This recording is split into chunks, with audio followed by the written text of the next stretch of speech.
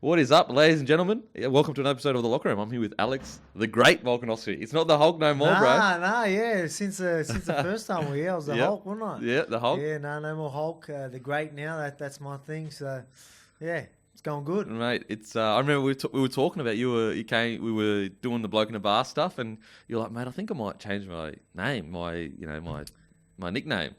And we just walked through like, we were like, I think you should, like the great. It's a great name. The Hulk, it's been used before. Yeah. And then before you know it, boom. Well, there you go. Well, like I've told everyone, I'm not a featherweight. I mean, I'm not a 97 kilogram front rower anymore. Yep. Obviously, that's where it sort of happened when I was playing football, and Yep. you know what I mean. I was always that little bit more bigger, and I was fighting heavier weights, and then it started coming down. I was like, I can't be called the Hulk anymore. Look at me. And now, like in between fights, like I'm like even now I'm 74 kg, 73, 74 kg. Yep. And I sit at a good weight all year round now, so I'm just I'm too small to be a Hulk. So It's, I'll go with the great. Go with the great? I'll go with the great. Alexander the Great Volkanovski. Yeah. I mean, fresh off a victory against, arguably the greatest featherweight of all time. A lot of people will say it. If you were Brazilian, you're definitely saying he's the greatest.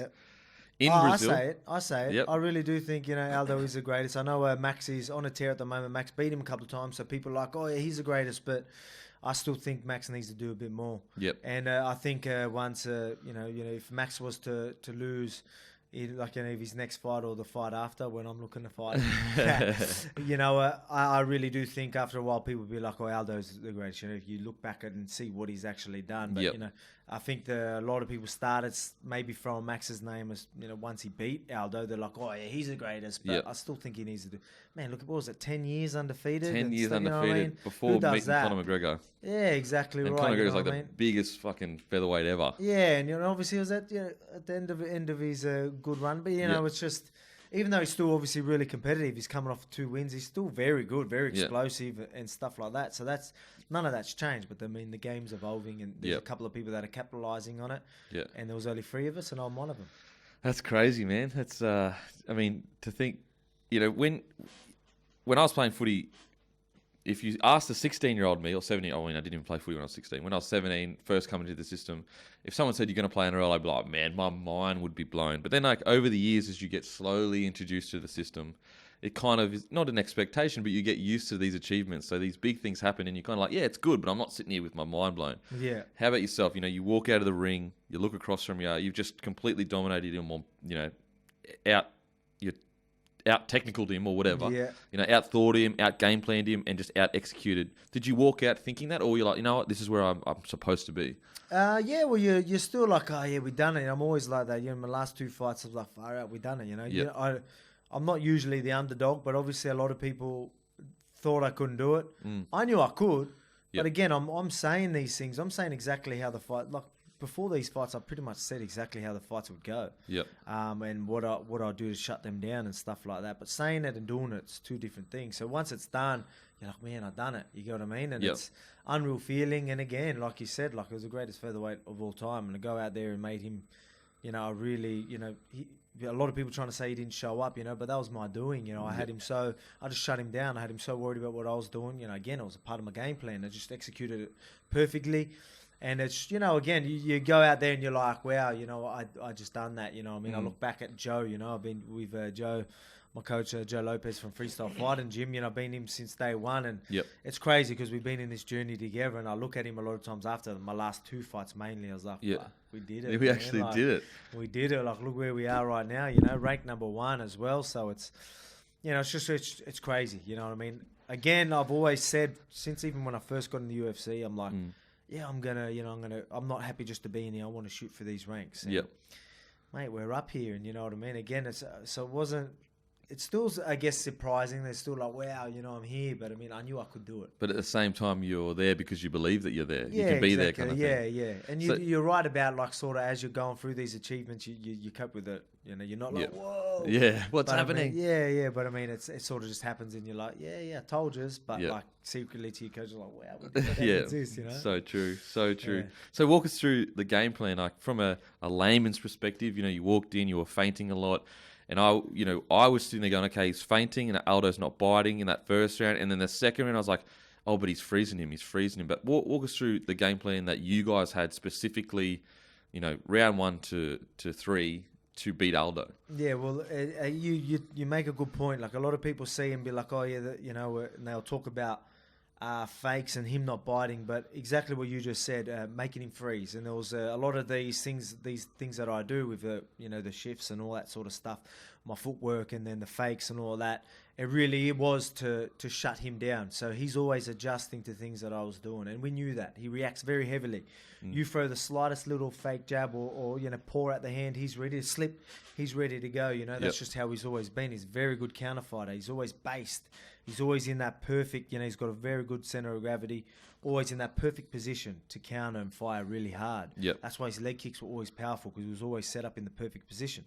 But I mean, because of that, he's very well trained like that. You know what I mean? So if I was to throw perfect, straight jabs, 1-2s, and just basic stuff like that, no matter how fast and crisp it was, he would have been slipping and countering and just picking me apart. But I mean, the fact that I was always doing these momentum changes, these fakes, different looks, shifting and all these things, he was always adjusting. Wherever I shifted, he had to adjust his feet. And this is all muscle memory, that stuff he's been doing all these years. And we knew we'd capitalize on that. So all that sort of stuff. And again, all the momentum changes, the timing changes and everything like that really just threw him off. He's not used to that. He's used to people, once they move, they're going. Even no matter how explosive they are, like he's used to them coming at him like that. But I mean, I was pretending to come in, pretending I would come in, get back out. I would come in and stay in. You get me? It was always something different. I don't know if you sort of understand what I'm saying, but I mean, it's a lot deeper than what it looked. Yeah.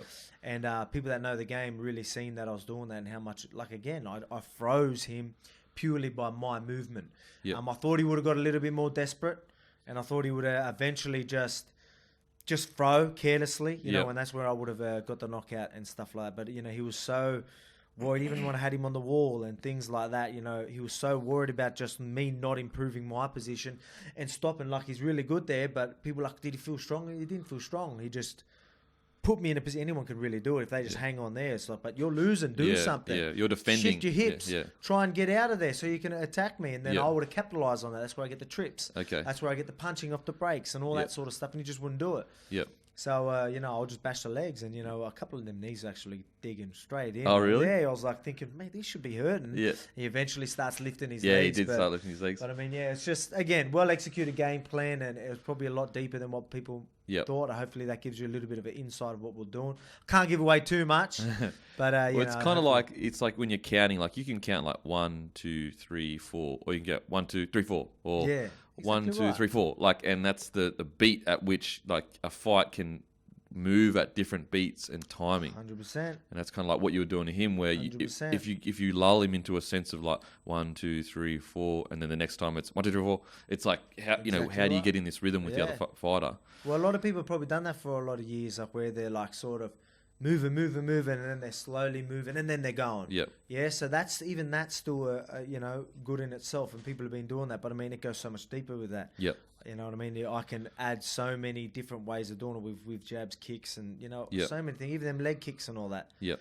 A lot of leg kicks that I was throwing, a lot of people were like, oh, you were getting leg kicks. I'm like, they weren't really meant to hurt. Yep. There was only a couple that I actually tried to dig in. Yep. A lot of that was him adjusting. Like I said, he's always wanted to be. He's always very heavily based. He always likes to be comfortable on his legs and stuff like that. So when I'm doing these little leg kicks, he's like sort of adjusting his feet and he's worrying about that, trying to check him. Yep. It's it was, and again, it's just adjustments. It was just making him adjust. So I'll do that shift. He'll adjust. Then I'll come in. It was just all little things like that. It was, it's well again like well planned. Yeah. Well prepared, well planned, well executed. And in the fight, what was your favorite moment? Was there any moment when you're like, I feel like I'm the better fighter here? There was earlier, even after the first round, it wasn't I didn't probably land as much as I did in the later rounds, but I knew I had him going, like early on, like I knew I was going to eventually get him going to my rhythm. Yeah. Like these things that I told you, I knew I would eventually get him. But at the start, when people are explosive and they're keen to pull the trigger and they're keen and they see a target and they're ready to just explode. And it's very hard, sometimes it takes a little bit to get them going to your rhythm and your momentum and stuff like that. And so I thought the leg kicks were going to come and all that. But all these little things that I'd done, and I knew that he would eventually get it, he'd done from the get-go. Yeah, okay. So I'll do the little fake. He would react. I'll do the shift. He would have to adjust. So he was doing these things from the get-go, and I'm just like, mate, he's doing this already. Like Yep. I've already got him going to What how I I want. want. Dictating the Yeah, fight. exactly. Yep. You're exactly right. You know, I probably could have pulled the trigger a little bit more. Again, I was waiting him. I did want him to throw and me counter as well. I was going to Yep. counter the counter. And then, I'm not going to take silly risks. I'm a very calculated type of fighter. Yep. Especially, like, obviously, with my Chad Mendes, I probably took a little more risk because I knew I had to put the pressure on. Yep. I knew that was my game plan. So it was something a little bit different. Yep. But, with this one, it was a little bit different again. But, again, I had him going to what it was. But there was one part, like, backstage, I was with Brad Riddell, one of my cornermen, and he done, like, a little level change. Like, it was just, like, a little level change and tap the knee. Tap his knee and, like, just come up. So it was sort of a tap his knee and just get him to react to a level change. Yep. And because we knew he was going to throw a knee. Yep. So, like, we knew he would want to look for the knee because he's very good at that. Like I said, if you do things, as you were saying, 1, 2, 3. Yep. If you're doing these things, say jab, level change. Jab, level change. You do that again, he's throwing a knee straight up Yep. the middle and you're running straight into it. Yep. He's very good at timing these things. So you can't really do the same thing too many times. So we trained this level change. So I done this knee tap, and then he sort of almost went, and then like didn't. Like so, I remember even Brad goes, yeah, again. So I end up like level changing and tapping the knee, and straight away, like, I pulled right back, way out of the way, and I just see him go for this big knee. And you're like, You actually see me, if you can get tape of me, like sort of smiling. I Yep. just sit there, I'm like, you're doing exactly what I want you to do. You get what I mean? How good's That's that? that's what my smirk was. It wasn't like, haha. It was like far out. You Yep. really are reacting to everything I'm doing. Yep. You get what I mean? So it Yeah. goes a lot deeper than what people think. So I was sitting there and I went, boom. And he's done it. And I've looked at it. I was like, really? Yeah. I go, I got you. Gotcha now. You know what I mean? And then even when he threw it, there was another knee that he threw later in that round or the later round. And I seen Miles away and he's just threw a flying knee, missed by Miles. Yep. And I'm just like, man, I'm seeing everything you're doing. Yep. You get what I mean? Like I said, I was seeing a lot more. I had him reacting a lot more. I probably could have pulled the trigger a little bit more, but Yep. I know he was still waiting for that big Yeah. shot. He's So I had waiting be for you to pull the I was trigger. like You're waiting for thinking, him. Yep. it's got to be sort of, I was doing all the moving. I was doing everything. So, you can't really blame me for it. If he fired, I would have finished him. Yep. But at the same time, I fight. still, mate, if you still look at the stats, mate, Yep. you probably can't tell because of their crowd. Yeah. A lot of people saying, like, the crowd, obviously it weighs it, but you do, mate. I was landing shots; it'll be perfect Dead silence. quiet. Yep. He'll miss by a mile, like And that they- knee. I'm telling you, they're like, whoa, I'm Yeah. like thinking, mate, he would have missed by a good meter. But I mean, so there was true. the two body shots. Wow, I always see them two body shots, nothing but arm, like Yeah. literally missed by miles. Like, Yeah, I think even the Out commentator here. said something. I Yes, was they like, did. and I said to the people at the bar, I was like, Yeah. he fucking hit his arm. Like, what are you Yeah. talking about? Exactly right. So that's what I mean. Like I'm sitting there thinking, I seen that miles away. Yeah. And then people are cheering, but I Yeah. mean, and everyone thinks, oh yeah, it's pretty close. There's, mate, not much punches were landed at all. And Yeah. I don't mean this disrespectfully, but it's just, it's just the truth. There's stats even say it anyway. And it's just it's crazy. You know what I mean? It's just, again, he probably landed a nice jab. There was a couple of leg kicks, but again, it was while I was doing stuff and I was, getting out of the way or, evading the punches, the kicks. So everything I seen coming, something, again, he's still very fast. He's still really good at what he does. Yep. So if I was just another Chad Mendes, that very explosive, not really one-dimensional, but sort of just every time I move, he probably still would have Yep. picked Chad Mendes apart. Like, he's still in really good nick, but Yeah. I kept telling people before the fight, Yeah. the game's evolving, Yep. and I'm evolving with it, and I'm going to show him. How good's that? So when you, well, actually, let's go to the Chad Mendes fight. How did that come about? Was it a surprise that you got Chad Mendes, or was it like, nah, this is great? Like, Yeah, well, again, that was a tough fight. Like, he's probably one of the toughest fights in the division for him. yeah, You know what I mean? Yeah. So he's very, very explosive again. Very good wrestling. Yep. So, you can't really just bully him. So, like, while I was still trying to bully and put that pressure, which I was doing, Yep. he was still dangerous, And he's so got 11 power as well. And he's got power. Yep. And, and then, he's similar to me. He's lower than me, so it's going to be harder for me to get under him and stuff Yep. like that. But I knew that my pressure would eventually get to him. I knew putting the pressure, every time he did go and explode, I seen it coming. Yep. You know what I mean? So that was a game plan. Like, I don't care if he shoots as well. Yeah. So if he shoots, I'm gonna get back up. I know I will. So my pressure, everything that he throws, I'm gonna see coming because it's gonna be panic punches, panic shots. Yep. So when I say that, that just means I'm in your face. you're like trying to go and then, oh fuck, Yeah, and you just okay. throw. You get it? Yeah, It's just like get out panic of- get out of punch. my It's just area. like, Yeah. oh shit, you know what I Yeah. mean? And like, you're not setting nothing up, you're just going Yeah. because you have to. Yep. And I knew that would be the case going into that fight. And we said this going in. And people are like, what are you going to do about the wrestling? You know, it's an all-American wrestler, you know what Yeah. I mean? A lot of people are throwing these things at me, and I'm like, oh, fair enough. Yeah. I go, I don't care if he takes me down. I'm not worried about it. Yeah. I'm going to be in his face. He takes me down. I'm getting back up. Yep. I said this to Dominic Cruz before. He's like trying, like, when he interviews you, actually, he's actually pretty full on. He like tries to put you on the spot, and he goes, oh, you know, what are you going to do about the wrestling? You know, he's an all-American wrestler. You probably haven't dealt with a wrestler like this. Like, Yeah. how are you going to do this? Yeah. Like, and he's like putting it on you Yeah, like that. yeah. I'm like, oh, mate, I don't care if he takes me down. I'm getting back up. I go, Yeah. I am very hard to hold down. I go, and once I get up, that's going to tire him out, not me. Yep. You get what I mean? I'm saying this, and then Well, he said in the commentary, yeah, and he then goes, the commentary is yeah. going. He goes, he said to me, blah, blah, Yeah, blah, and yeah. he actually says that. So you know, these are things that I knew going in, and Yeah. again, it was well executed game plan. Yep. Obviously, a couple of punches landed. Yeah. A couple got in, but even though I've seen them coming, sometimes they're just going to get through them little Yeah. gloves. But you know, again, a lot of the punches, people think, whoa, I seen coming and blocked them and shelled them off. Not Yeah. many landed as much as people thought, but so a lot of people still thought it was very back and forth, and some people thought he was winning. I was dictating everything, I believe. Again, like, he was still dangerous, and Yeah. I had to still be careful, but I still believe I had him going to my rhythm. I was Yep. dictating everything. And then he started slowing down, and I knew it. Even when he would take me down to get back up, I'd see him like, far out. Far out, I'd this- pop a yeah. jab, and he would land, and he was like, far out, give me a second. You know Yep. what I mean? I was like, I ain't giving you shit. Yeah. Except You for know a what I mean? fucking Yeah, knuckle yeah, sandwich. Yeah, exactly. I ain't giving you no breaks. I'm coming at you. Yeah. And I sound cocky the way I'm carrying on, but No. this is, you know, this is That's the confidence. the This is- mentality yes, you've this got is to how- have. This is how I was going in. Yep. And I was putting on him, and he could see that, and Yep. it was frustrating. Even when he landed them shots, and I went down, and got straight back up, and I was in his like face again. Yeah. like, Even and I he- was like, damn. yeah, and fuck. he got me down again, and then I Yeah. got back up, and I'm popping that jab, I'm in him, and he's like, and Yeah. I could see in his face, I'm like, oh, he doesn't like this. This is it.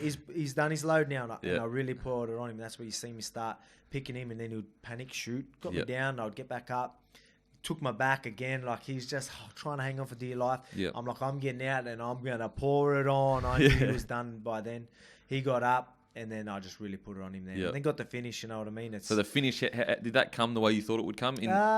Or it just was... no, not really. I didn't know it was I don't think it was the hardest shots. Yep. It was just the pressure and all, everything just adding up and just overwhelming, and then him just being like, oh, that's it, I've had enough. And then Yep. they landed, and Yep. obviously probably still stinging, but he was starting to give up, and then they were the ones that just like, that's it, I'm done. You Yeah. know what I mean? And I Just don't blame you. When I'm putting pressure like that in front of you, Yeah, it's hard to deal fuck with. That. Fuck You know that. what I mean?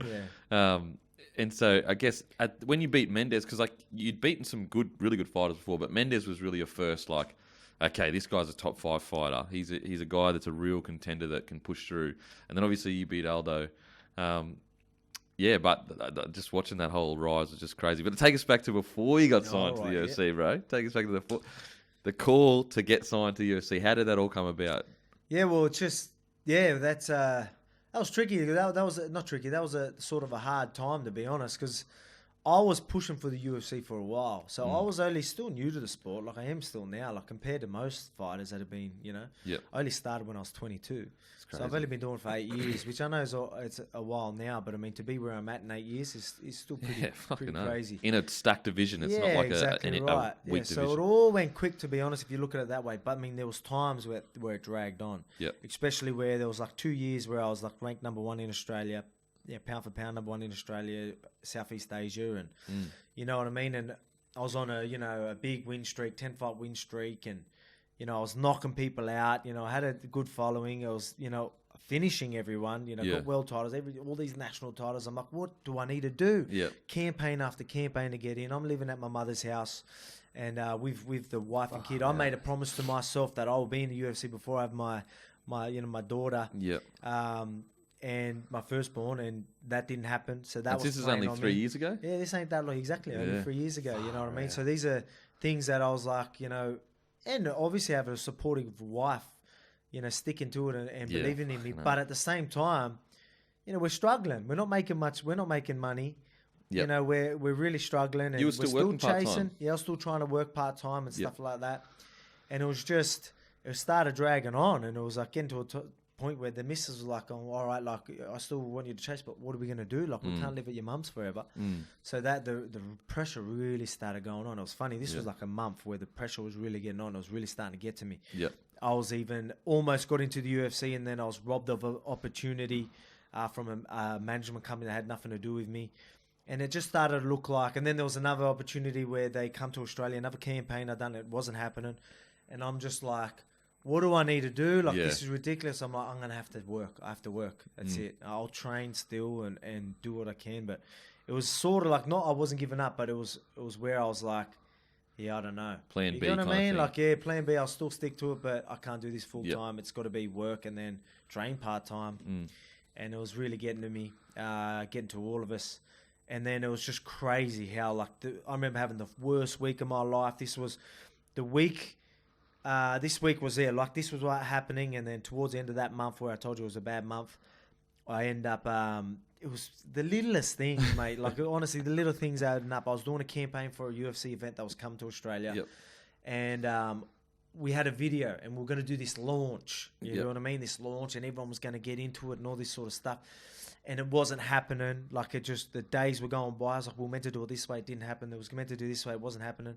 Seems so little now that you think about it. But this was just, I already had enough by then. And I'm just like, I remember being at the front. We are going to launch at this, and I couldn't get in contact with him. It wasn't going to happen. I was like, stuff this. I'm going home. I've never done this before. Never left the gym like that. And I was like, literally just cracked the shits. Had enough. Turned my phone off, and I'm going home. And then even Joe rings me up, and he's like, what's wrong? What's happening? And I'm like, oh, yeah, nothing. I just made an excuse and all that sort of stuff. Yep. And then, so again, like that's something that I've never done. So it just shows you where I was sort of going. At the breaking point. Yeah, it was sort of like a start of a breaking point. Then that week, I end up getting a management company, Southern Cross Industries, throwing do I say management? Sorry, sponsorship. Yeah, sponsorship. Throw money at me. It was like $20,000 deal, and at the time, I'm like, what? That's like, massive. How good is this? Like, I mean, this is a break I needed. Wow, like this will help me. Now I can maybe move back home, and hopefully something will happen. It got me on a positive note, and then the weekend after that, I get my UFC contract. So I went from the lowest point in 1 week to a week and a half later, the highest point. Now, a sponsorship.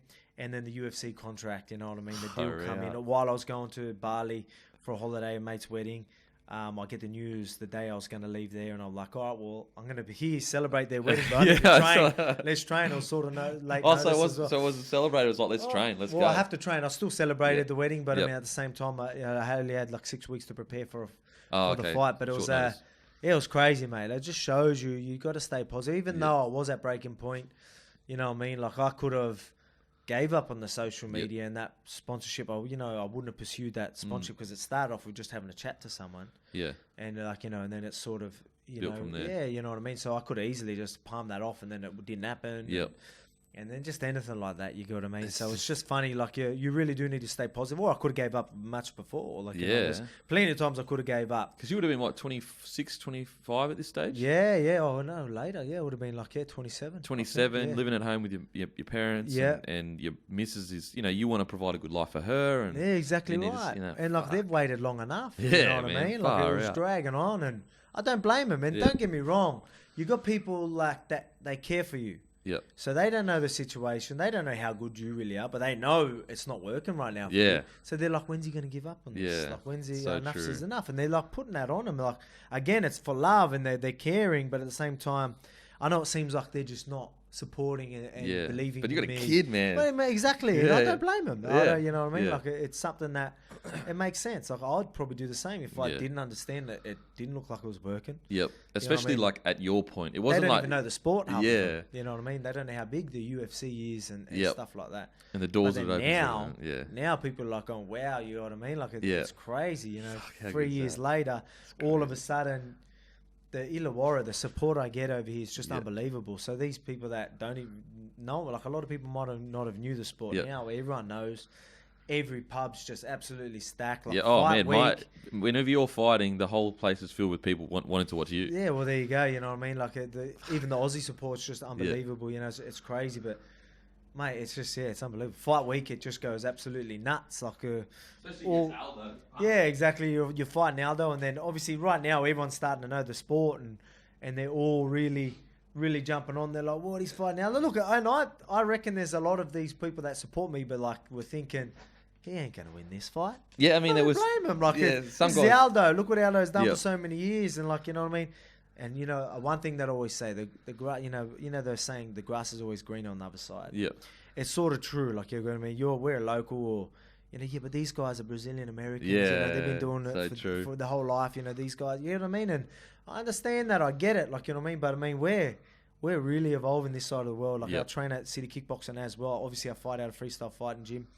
A lot of people think I fight out of City, but now I'm based out of Freestyle Fighting Gym here locally. Oh, really? And I just do a bit of my camp there with the boys at City Kickboxing. Yep. But I mean, they've got some of the best stand-up in the world. Like, I reckon it's the highest level. They're levels above, man. I'm telling you, they're ahead of the game. Well, it's got to be if they got, Man, well, look at Stylebender. Some of the things Stylebender, people don't even realise some of the stuff that he's doing. It's just that, the levels are crazy. That's why I can't wait to watch Whitaker and then go at it. I want to be on that card. That's what I mean. Quick turnaround. Hopefully they do it in November. Yep. They're not sure exactly the day. I know they've got the October 6th date, but you know what I mean? They want to do it maybe November, and that works perfect. Let Max and Frankie fight, then I still maybe co-main event, whatever, on that. That'll be cracker of a card. That'll be so good for this part of the world. Oh, it'd be the biggest combat fight in the history of Australia, I reckon. Oh, 100%. In Australia and New Zealand, bigger than any boxing fight we've had. I think it'll be gigantic. Yeah. Maybe the only difference would be Manny Pacquiao, but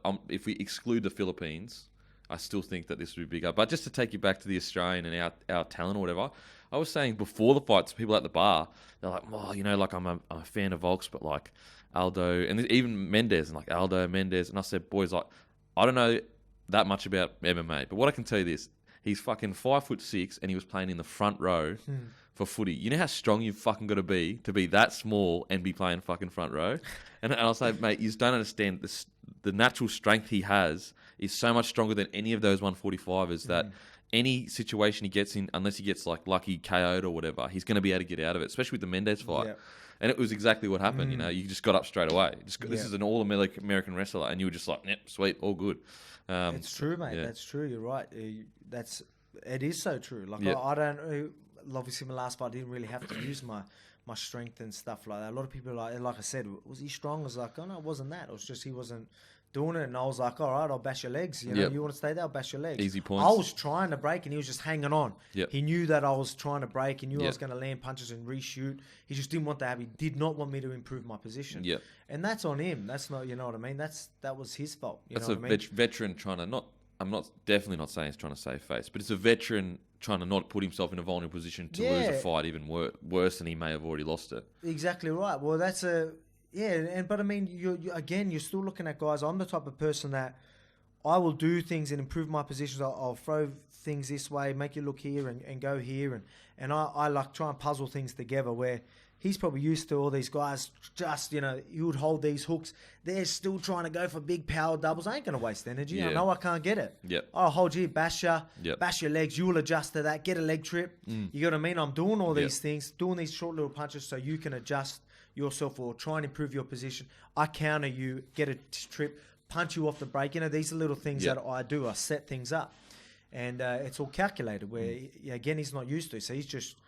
Everyone goes, oh, he's so good in their positions. These guys are just trying to get the power. They can't get. Next minute, he's just jamming the head into the mat because they're like really trying to, just shoot desperately and use their bulk, use their strength. And he's just like, pop, easy. Where you get what I mean? So it's worked so many years for him. But I mean, again, I'm not doing what all these people have done. I'm doing, exactly. So I'm a whole different fighter. I told people that, and I showed that. Look, don't be surprised if he goes and fights another contender and he beats the shit out of him. Yep. Don't be surprised. But he's still mate. He's still fast twitch muscles. He's still on point. He's 30. He's 30 years old. Yeah, he was only a couple of years older than me. Yeah. But I mean, you still look at there was times where I did do all these and then I'd surprise him with entries where he didn't see it coming, but last second he was like, whoo, like he's still so quick. You know what I mean? He's still very, very fast twitch muscles. They just always had. They're very, very explosive. But so you get signed for the UFC. Sorry, I went off track. No, it's all good, bro. It's all good.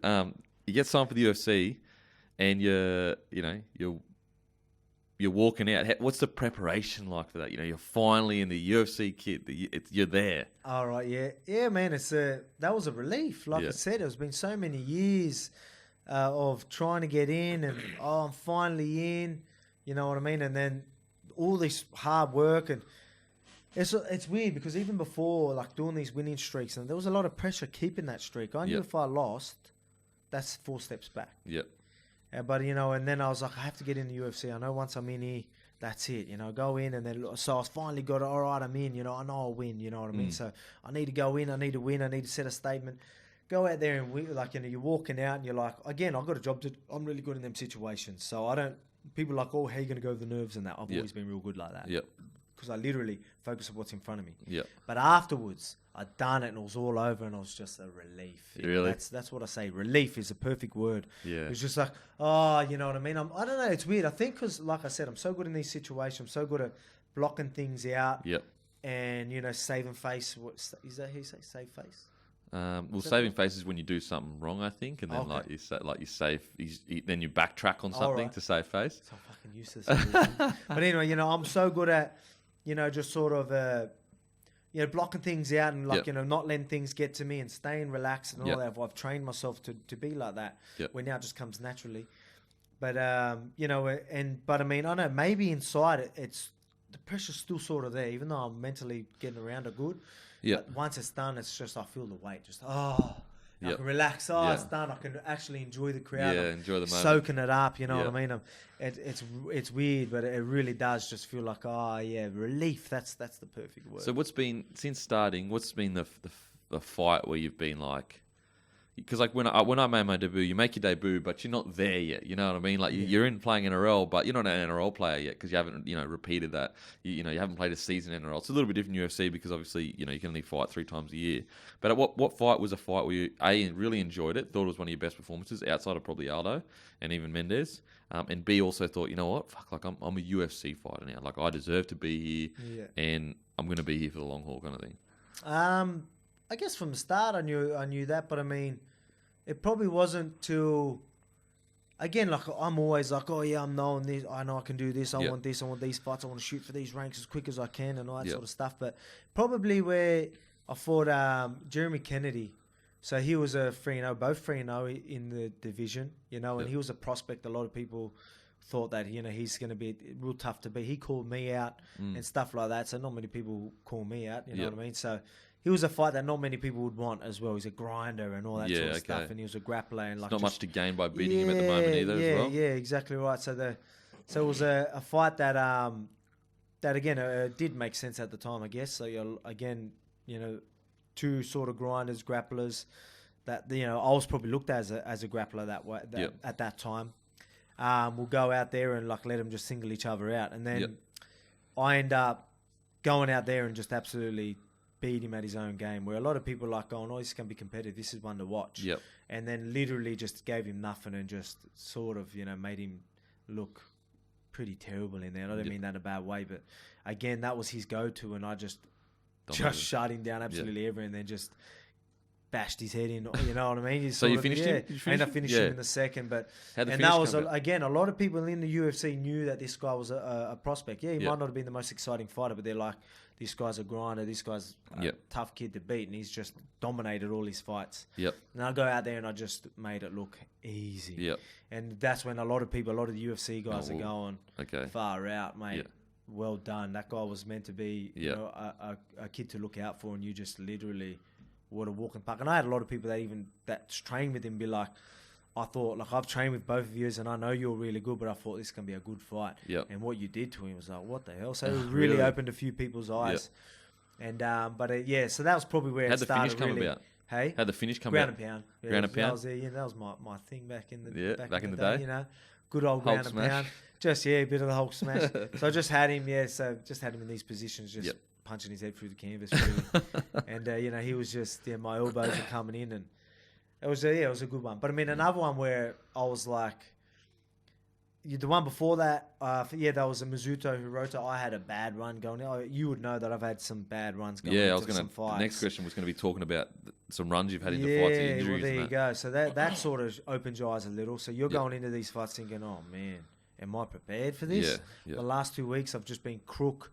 And my last week, I had a bad staph infection on antibiotics, just finished the antibiotics. Yep. Then I got a flu the night before the Mizuno Oh, fight. my Like, God. you get what I mean? This all happened the last 2 weeks, and I was Yep. like, this is terrible. Yep. And then going out and then absolutely bash your opponent and be like, I can be so run down Yep, and still do still it. absolutely just maul these people. Yep. And then there was another one with Darren Elkins, ranked number 10. He was on a tear, 6-fight win streak. Yep. And, my step up, in competition.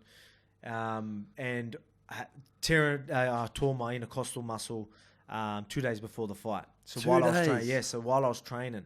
And I don't know, I know you get little strains, little tears, and sometimes it's just a niggly. Yep. This one was like a Full tear. full pop, like you can't even breathe. So was it cartilage? I couldn't even move. Yeah, cartilage. Rib cartilage, Rib like cartilage. tear. And to Intercostal put, muscle, they're supposed to be both very similar. So proper, the thing would click and all that, and I would move like this. I will take your wind right out. Well, So just man, for footy fans that are listening, most footy players go off and have at least 2 to 3 weeks out of the game or get needled. I'm not sure if you can get needled. I can't get needled. Yeah, so you can't get I'll, needled. I'll tell the story then. Yeah. So there you go. So that's That's how bad it is. well, you would know. It's not. It hurts, mate. It fucking hurts, bro. Even laying in bed, you can't toss and turn. If you cough, game that's over. it. And I'm sitting there just to get out of bed. You got 2 days. You got a fucking game plan. Yep. To get out of bed, you're like, I'll fucking get one leg here, and Yep. doing all this, and mate, that night was crazy. I was thinking, I was crying. I was Yep. like, how can I fight? Yep. I had a big camp, spent a fair bit of time away from the family, spent some money, Yep. and I'm like, I'm gonna have to pull out, and you don't get paid if you don't fight. And I'm like, And it's the best opponent you fought. yes, and I'm like, I can't fight like this. I can't even get out of bed. Yep. And then I'm crying because of the situation, and then I had to stop crying because it was hurting me too much. I'm trying to cry, and then trying to hold my cry in, you know what I mean? I was stuck in this position where I was like, I can't even fucking cry. You know what I mean? It was just the worst. And I'm just like, man, what do I do? And then obviously I was stressing out, and the boys are going out trying to talk to doctors and find out they're getting me these very strong anti-inflammatories. Yep. And we got the doctor in, and the doctor's like, yeah, it would be an intercostal muscle. We've had people, pull out from fights. We have people fight, but we've never had someone really have this close. They're probably that close. But look, I can get you probably half the pain, or something, and then adrenaline goes a long way. Oh, See how you go. And last I'm thing, going, half ain't fucking nowhere near enough. yeah, yep. Even half, I can't fucking move, but I'm like, Yeah. I can't not fight. So Yeah. I'm like, we'll see how we go. Had the anti-inflammatories. They did make a big difference, but at the same time, I was not trying. I couldn't train. Yeah, Couldn't throw no any way. punches. You could barely- Even the warm up to the fight. And again with the intercostal muscle, with the injection, they're like, look, you do this, you've got to go through the commission. There's a chance they're going to pull you from the fight. I'm like, because all you're right, not don't- fit enough to yeah, fight. well, yeah. I'm like, all right, well, let's not do it. And so just people listening, if you went to them and said, I've done a rib cartilage, they would say, well, you actually shouldn't be fighting because you're not fit enough to fight. They could say that. Well, and they're not just that, because it's the needle rule with the needle, and and I think it's sort of like a steroid in the muscle. Yep. They wouldn't care if it went in the bone and that. Well, I don't think. cortisone's a cortisone. steroid. It's Yep. a type of steroid, Yep. exactly. So because that would have went into the muscle and that as well, Yep. they wouldn't let me fight for that reason too, I think. Oh, wow. So I'm like, well, I need to fight. I'll just stick to these Inflammatories or whatever. You know what I mean? Whatever. So even before the warm up, leading into that, I couldn't throw the right hand. I would go there, go to throw the right hand, take the wind out. And I'm thinking, fuck it. This is gonna be a long night. Oh, you know what I mean? I'm grappling and Yep. being careful. I'm thinking it's crazy. So then obviously going into the fight, I had that on my mind, hard. Yeah. That's all I was thinking about for the last 2 Yeah. days. And so obviously I remember even throwing my first go to throw and then took the wind out. I was like, fuck. This is This was not the first good. one in the fight. Yep. I remember thinking that. And then after that, I didn't really feel it. Sort Yeah. of the adrenaline kicked in a little Yeah. bit. But you noticed a couple of decisions I made where I went for the guillotines and all that when they were going there. Usually I would, where I took him down or dropped him. Sorry, I dropped him, and as he was getting up, I went guillotines because I was so worried about coming in and him landing into a knee and kicking his knee up. And I was Yep. like, whoa, protecting my body and just wrapping up the neck. It was Yep. weird. I was in a position where I just tried to sort of, it was just I was that worried about it. I chose that decision. Yep. People were like, why is he doing that? Yeah. Like I told you, ground and pound, jam their head in And and just punch go. their head through the canvas. That's my thing. Yep. I probably would have got the finish first round if I'd done that, but I was just that worried. So you about dropped it. him first round. Yeah, I dropped him twice that round, and I went for guillotines as he was on the floor because I was that worried about my rib, and I didn't want to jam my hips Yep. into his knee, so I went in like that, and as he was there, it was awkward. Yep. But again, that was on my mind the whole time. I didn't Yep. really want to wrestle and stuff like that. But I mean, it was still an exciting fight because of that, so I had to use my hands, and that's where people got to see a bit of my striking. They're like, oh shit, this guy's got You some can actually hands strike. too. Yep. So, it was a good fight for me. And then to realise that, taking a guy out like that, literally Busted it up, Yeah, you yeah. know what I mean, was just crazy. Because like you it's know? one thing a broken hand is one thing because and it's hard enough, or like a sore hand, but you can work around that wrestling and elbows, elbows, don't kicks. get me wrong, obviously that's really hard, yeah. Yeah, whereas like your ribs, it's where everything moves from there. Exactly right. Everything moves from there. So wrestling and stuff like that, like I wasn't wrestling in that. I had to keep when I still went in and held him in the cage a little bit. Yep. But I was just lock that damn core and don't get no movement. You know what I mean? And I'm just like here, and if he tried to turn, I wanted this locked. I did not want this sort of movement. Otherwise, that's just going crunk, crunk. Yep. And I'm just like boom, holding him there in positions like that, and elbowing off the clinch and breaking off and punching, and you got what I mean. And so you won that on points. So I ended up winning the decision that way. So I battered him for the 3 rounds. Yeah, and but again, still. I mean, I really I dropped him he got up right at the end of the round, he's got up and stumbled into the corner, and they could have actually stopped it. Yep. But it was a big fight for me. That opened a few eyes, especially when people knew about that. And there's actually footage of where it happened. I was grappling with Brad, and I was going to Kimura, omoplata, and I was pulling one. I mean, when you're cutting weight and all that, you're pretty fragile. So I was there holding that way, and he's sort of defending and pulled me one way, and then I just heard and I felt it just cave in. I felt something push right in. I was like, took the wind out, went down. I'm like, shit, man. and I straight away I was like, people around. I'm sort of waddled over to the corner. I'm like, and then I'm like, I've done my rib, and they're like, what do you mean? There's footage of it. Yeah. And they're like, if it was bad, you'd be struggling to breathe. Does it hurt when you breathe? I'm like. It's not Trust me, it's hurting. Yeah. I'm trying. There's too many people around that know, but let people know. But I was in pain. Yeah, so it was mate, it was painful. Do you reckon that was your toughest? Was that your toughest top period in UFC so far? You think, or that was a tough hurdle to get over. I was thinking mentally, mentally trying to be you know what I mean? I'm sort of I'm almost looking for ways that. I was looking for them to be pull me from the fight and still pay me if I could. That'd be so good if that could happen, but that ain't going to happen. Them making the decision for me, that's fair enough, but I was never going to make the decision to not fight. If they were going to let me fight, I was always going to do it. There was no way I was going to say, all right, I'm not fighting. Bro. If they were, you know what I mean? But I mean, there was still a part of me inside being if they, maybe it's better if, They, maybe yeah, they 100%. pull you, Self-preservation. You think about your record. Start eating some fucking food. You know what I mean? Yeah. So that plays on your mind. Sometimes, but I mean, it's just But again, that obviously you're just battling these things, and then you're like, no, you have to fight. You got to do it. You spend too much time away from your family. That's it. You got to do it. But mate. But to go out and do it, and then just that's really eye opening. I go, I'm taking out these guys. Yep. Mate, and then I'm talking these camps that I was doing before them, I had a bad back. I've probably told people, I've had a few interviews about it, and my back's been real cooked. So I was only doing 6-week camps. I was doing next to nothing. That's nothing. For 14 weeks. Fuck. So you can imagine your body after that. You're losing muscle. You're not, you know what I mean? You're deteriorating. I went for a run the other day after a few years. I felt like a fucking absolute mammoth trying to run, bro. I mean? So... yeah. Exactly right. And you're not evolving either. Yeah. So I'll do that and I'll be like, all right, my back will just get better. And I'll be like, you get a fight. And I was taking these fights, not even training yet. Yep. And then I'll be 6 weeks. I should be right. And then I can train now. Now I've just got to get fit enough. Yeah. That's it. So that's all I had time to prepare for. And then things like this was happening. It's just far out. I had some bad runs. But I mean, you got to stay positive, man. Staying positive is, especially in this game. Oh, mate, it's crazy. It's a roller coaster. I always say it's a roller coaster. Mate, I can imagine, footy was a roller coaster. UFC. All sports, yeah. Sorry, but no. But UFC would be even worse because weight cutting and you get paid more if you win. Yeah. If you lose, you go down in rank and you have to fucking fight your way back up. Don't get paid. everything revolves. You get injured, you don't get paid. Don't get paid. You know what I mean? Like, so it's like footy turned up to 10. Oh, It's yeah, like footy, man. you've got your contract, you're in a team, so you can blame other people if something goes wrong. and also, like, if you lose, there's next week. Well, good boys, we'll come out next week and have exactly a crack. right. If you lose, if you lose by knockout, you're getting knocked out in your undies in front of everyone. And then it's on replay everywhere. Yeah. And it's just eating you for the next fucking It's on whatever that guy's week. highlight reel for the rest of his Yeah, career. so it's just like the stakes are so high. That's why Mate, I it's don't true. care. Whatever anyone says, like anyone that steps in the ring, doesn't matter how bad they are. Like fuck, I got respect from them. Yeah. What about the worst weight cut?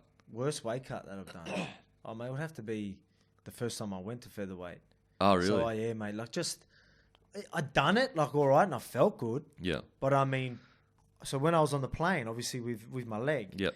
At the start, I'm like, I felt things for that whole day as something was up, but I was like, all right, Just feel a bit whatever. off kind of thing. Yeah. And then I was on the plane and then still getting that, and then I started getting a little bit of fever. Then we went on the other plane, the 3-hour flight, and then that's when I woke up and it hit me, and I was like, had the chills real bad. Yep. So then I still thought it might be a flu. Yep. Had the chills real bad, and then I end up feeling my glands on my hip. Yeah, so I felt the glands and they were really sore and swollen. I know that when you got infections, that happens. Yep. Like, it happens wherever you. So I already knew that. I've had plenty of staph infections, so I knew, shit, this leg's an infection. Yep. So that made me realize, I need to see a doctor straight away. So I end up like sitting there waiting, and then like waiting for my manager to wake up. He kept sleeping, and I was like, fucking wake up. So you've been too polite. You didn't even want to wake him up. But I wanted to, before we landed, I wanted them to get a doctor ready for when we landed. Yep. And I'm like, he woke up and like, we need to get a doctor as soon as we land. Something's wrong. Yep. I'm pretty sure I got a bad infection. And he's like, oh, all right.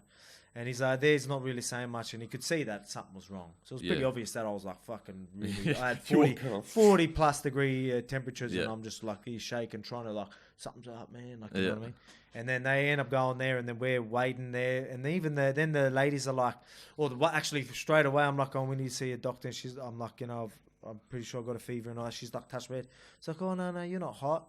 And stuff like that. I'm thinking, well, 100% sure I've got a fever, because I wouldn't be having the chills like this and burning up at the same time. But all right, whatever.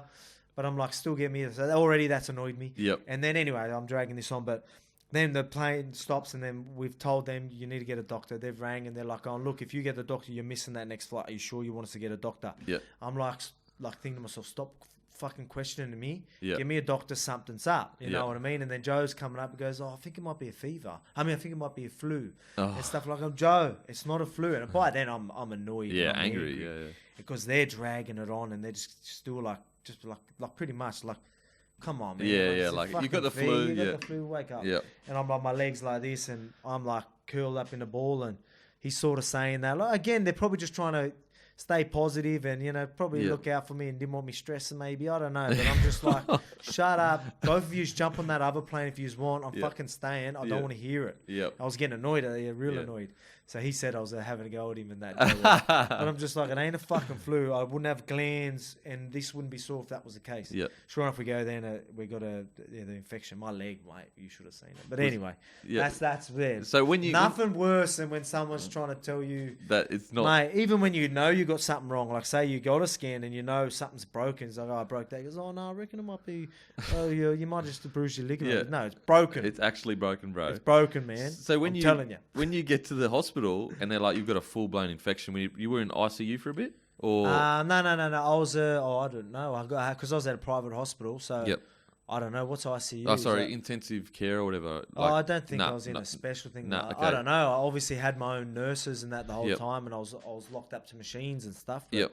So what was the process? They come in and say, mate, you've got a really bad infection and it could have Well, infected like, your it was tendon. the infection, like, we need to get on top of it. But the thing is, at early stages, I still had a fever. I had a fever for like 3-4 days. Yep.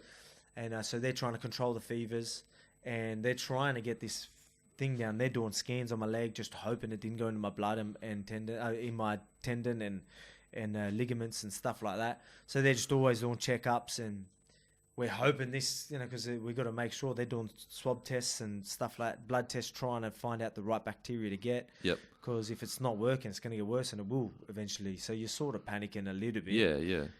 But it eventually end up antibiotics end up working and all that. So they're doing they're telling me they're doing scans and MRIs and that. And they're like, all right, look, they're telling me that they don't want inflammation on the legs and stuff like that. They know we want to fight, and I'm like, oh, okay. I'm thinking, because there's a language barrier. So I had Joe there helping me out with that. So luckily he was helping. But when they were saying that, I'm like thinking they meant the infection. And then the next day they're like, all right, we've got a bit of inflammation and that in the tendons and stuff like that. And so, yeah, and then I'm like, wait, didn't just yesterday you said we don't want that? We don't want that? Yeah. I'm like, oh, shit, the infection's in my leg. Yeah. I'm like, oh, no. So I'm stressing about this, and then like Joe ends up talking to him. He goes, no, the infection's not there yet. Yep. But the inflammation and all that's starting to get there and all that sort of stuff, which still can obviously it just slows your healing down and all that sort of stuff, and it's just a pain in the ass. But I mean, yeah, we were on top of that straight away, and it wasn't too bad. But it did eventually get into the blood. But obviously they're telling us the first couple of days, oh, you need to stay at least 48 hours, and we're like, oh, all right, and then that day will come, and probably another 48 hours. Oh, really?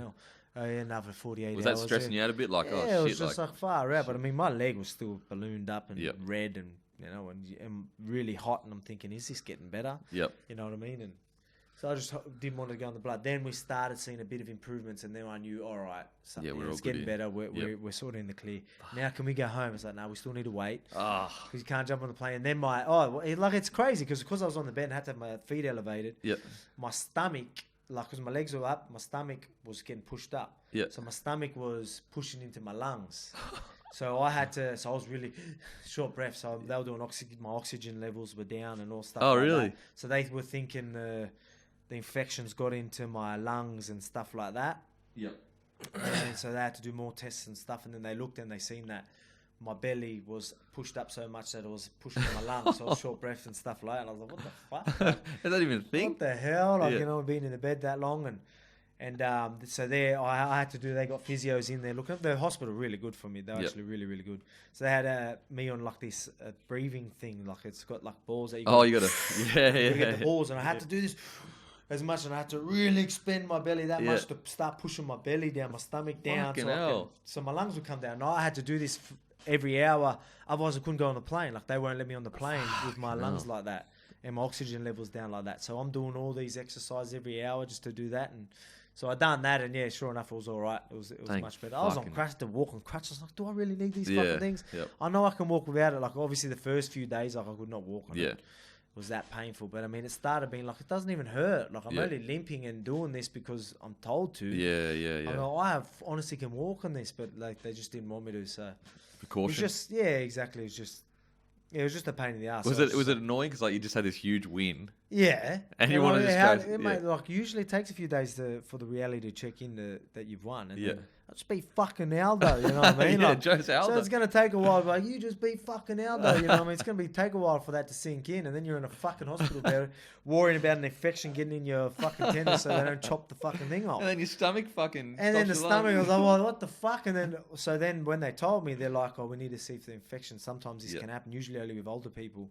Yep. And I'm like, so if I've got this bad bacteria in my fucking lungs, that ain't fucking good, like, you know what I mean? And I'm like, far out, so I'm like stressing about that. And then they're like, oh, that's not in there. All right, good. But what's happened? Your stomach's up. We need to do this. Otherwise, you can't get on the plane. I'm like, oh, all right, fucking. Torture. Okay, so next 12 months, in the next 12 months, do you want to be the featherweight champion? I want to be the champion by the end of the year. Yeah, end of this year. I've said that, and I'm like, man, that's still very likely. How many, look, they fight in July for that title. Hey, I'm going to be prepared. I'm going to be fit.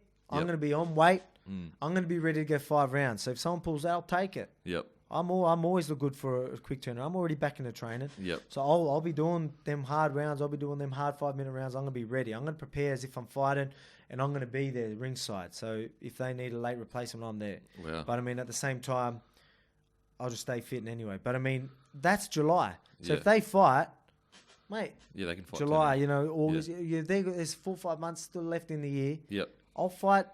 You know what I mean? I'll fight 3 months later. That's more than long enough for them to turn around. Yep. And Frankie already said that he's happy to turn around and fight me. He knows I deserve it. He's already said that. Yep. And Max knows that I deserve it. So I'll just get it. I'll go, Frankie's prepared to turn around and fight me. Will you man up? I'll start saying this stuff. I don't usually say it, but, he's actually posted something about yeah, he doesn't know about why. He goes, maybe Frankie got the shot because maybe Alex didn't do enough, in that fight. Maybe that's why. So he said that. I'm like, didn't do enough.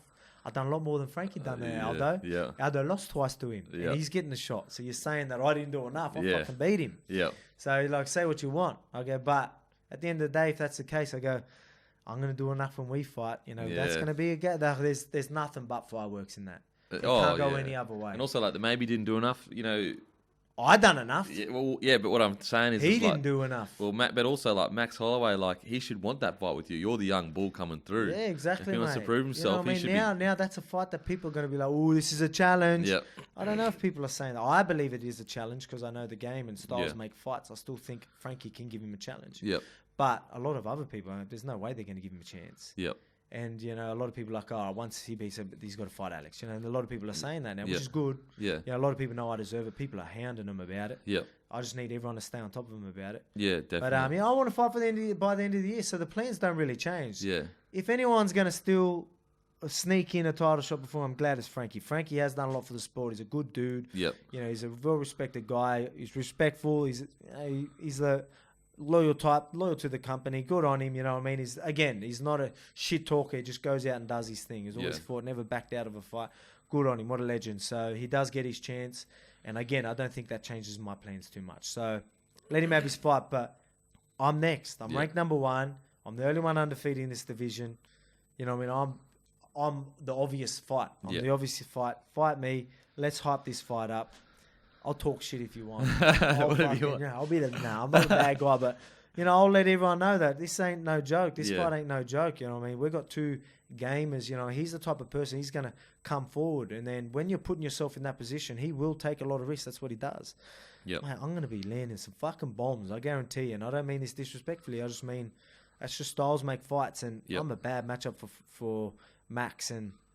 You're going to see that fight and he's got a good chin. Yeah. So he's going to take a lot of damage for a while, you know what I mean? Or, like I said, he does a lot of the work for me, and I'm going to be well-based when he comes in on me, and some of them shots, while I'm planted and ready and, drawing you in, as I'm drawing you in and you're running into them overhand rights, good night, Irene. Did you see a lot in the Dustin Poirier fight that made you even more confident in your ability to beat Max Holloway? I seen enough. Yeah. But, I always knew.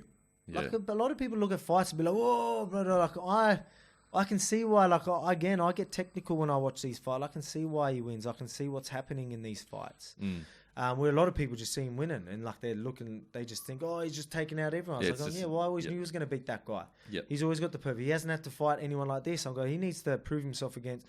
Like a Chad Mendes. Look, the thing is, Chad Mendes doesn't have the gas tank. If Chad Mendes has a gas tank and he had to fight Chad Mendes like a couple of years ago, I think Chad Mendes fucks him up with a good gas tank if he's ready. But, Frankie Edgar does have a good gas tank, so he's going to give him problems. So we'll see. But, again, I'm a lot more powerful than Frankie. I can go for days, and I've got a lot more tools. Yep. And you know what I mean? So I'm a lot stronger.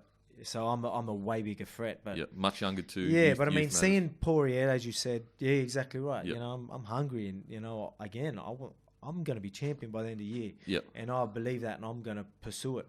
So like you said, I'm hungry. But with Poirier, obviously, it was good for everyone else. To realize Max ain't invincible. I always knew it. Yeah. Now you can pull up a little bit, all right? Like relax. He's, he's done well.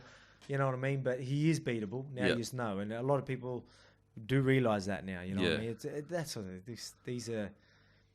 I don't know. The fans can be so unforgiving and forgiving at the same time, I guess. But the thing with MMA... you knock someone out, you could get bashed for 15 minutes and land this massive knockout right at the end. Everyone only remembers the knockout. Or how good did he look in his last fight? He got bashed for 15 minutes. What are you talking about? Yeah. If I was doing what I was doing to Aldo for 15 minutes and then he pulls off a crazy knockout on that last minute, people are going, Aldo's wow, back. Aldo's back. Fucking, well, he looked good in his last fight.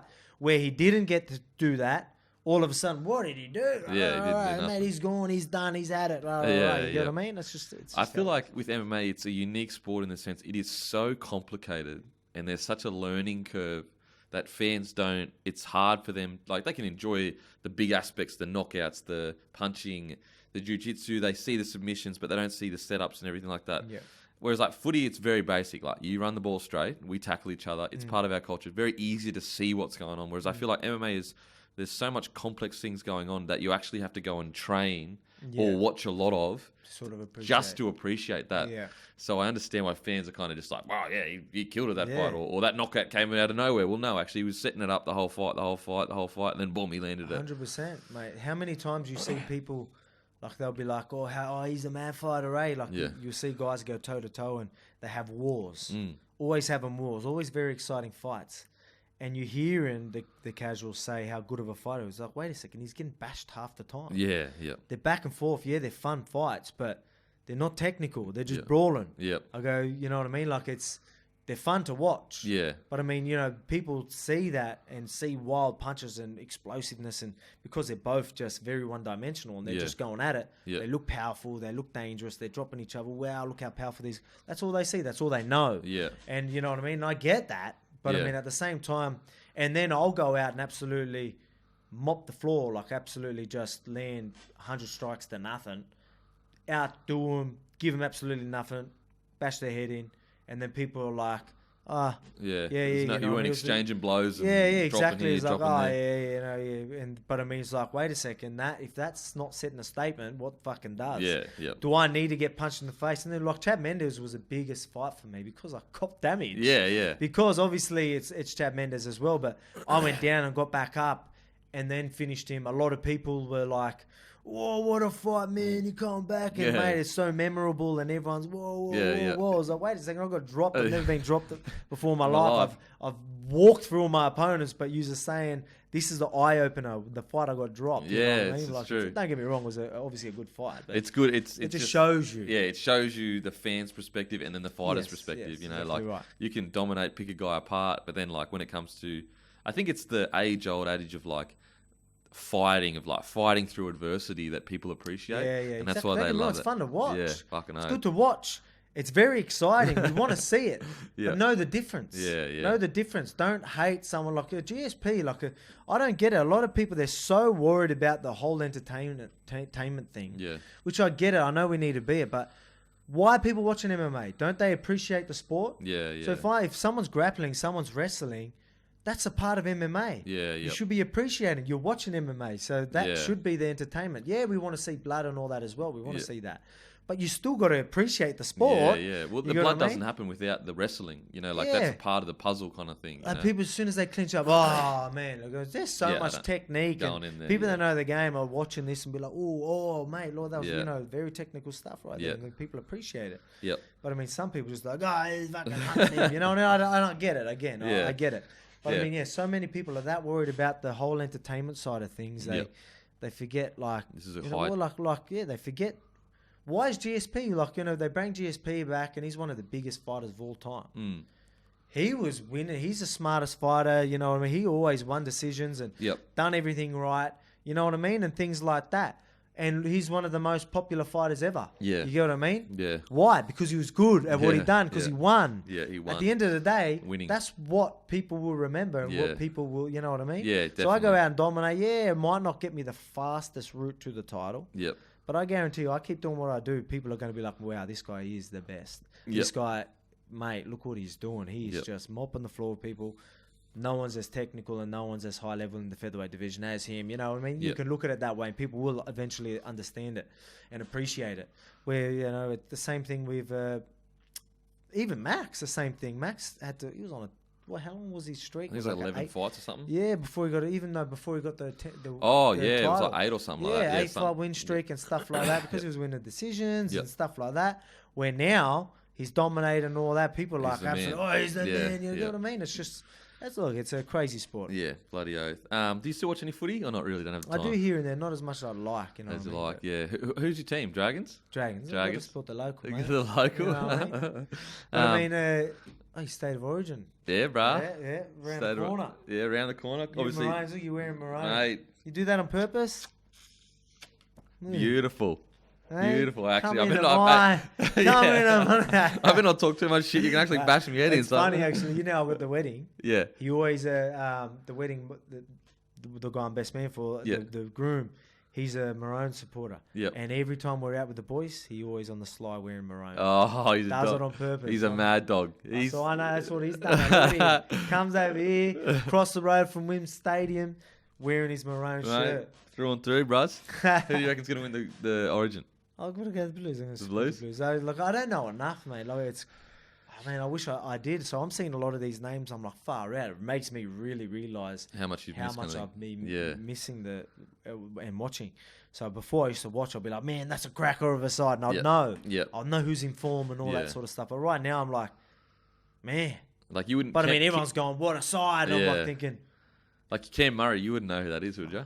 And he's because you don't follow the game. And he's probably absolutely killing. Oh, yeah, he's a gun. He's a gun. You know what I mean? Like it's got nothing to do. It's just right now. Yeah, so especially busy. this season right now. Obviously, so much happened with camp and all that. Like, how can I watch while I'm over there in New Zealand and preparing for fights? And I think I asked you this last time. Favorite rapper of all time? Favorite rapper of Eminem. Yeah, Eminem, the man. Eminem's the man. Favorite movie of all time? Favorite movie, Harry Potter. Harry Potter? You know what? Like, Game of Thrones was, I was going to say... Game of Thrones was my favourite series, and, I've always... Game of Thrones. The last season, we had a good chat about this. I don't know if I want to get it out there how disappointed I was, but anyway, I think I might have to walk out to Harry Potter now. Yeah, I was going to say... Favourite. Will you continue to walk out to the Game of Thrones song after last season? Mate, I've got a good relationship with the Game of Thrones guys. I was meant to be at the premiere. They sent me an invitation to New York and all that sort of stuff. I still want to be, like, they're doing prequels. I would still love to be in the prequels. So I don't know if I want to talk too much dirt on it. But I'm disappointed. I really am. You know what I mean? I'm not going to get into, I don't want to spoil, but I don't know, man. I've been watching this we've been watching this for so many years. The storyline was the greatest storyline. And, yeah. You know what I mean? Like, they're very, very, very detailed for all them years. Yeah. And then, what happened? You know what I mean? Shit! You know what I mean? I'll leave it at that. I'm not going to give too much away, but I'll leave it at that. So Harry Potter's my new favorite. Really? Well, I love Harry Potter. Well, man. I just sat through the full Harry Potter with the missus, as in again. Okay, yeah? Great Oh, movie. mate, how good is it? It doesn't have, like... I don't want to know how many times I've watched it. Mate, Game of Thrones is still number one. I don't care. What I'm going to do? I'm going to go back and read the books. Because I started reading the books, I stopped. I'm going to read the books because that'll erase this last season for me, and that'll become. And then 2020 apparently is when he's going to release the next book. And if I read through that, then that will be the ending for me, and I don't have to cop this ending that we copped this time. And it's bad writing that a fucking 10-year-old could write a better story. All right, yeah. Thank you so much for coming on, bro. I appreciate it. No worries, mate. And I think you'll get the strap before the end of the year. That's it, mate. The next end fight, of the year, I said. You'll get whenever the next fight is, you'll get the strap. That's it. It's Thanks for having me. Always a good chat. Yep. Well, how many, mate? We've done some time on this we're interview, fucking an hour and 20 minutes, bro. Oh, there we go. See a lot of footage for you guys. Content a lot of king. content. That's the one. Thanks, brother. Appreciate it. No worries, man. Thanks for having me.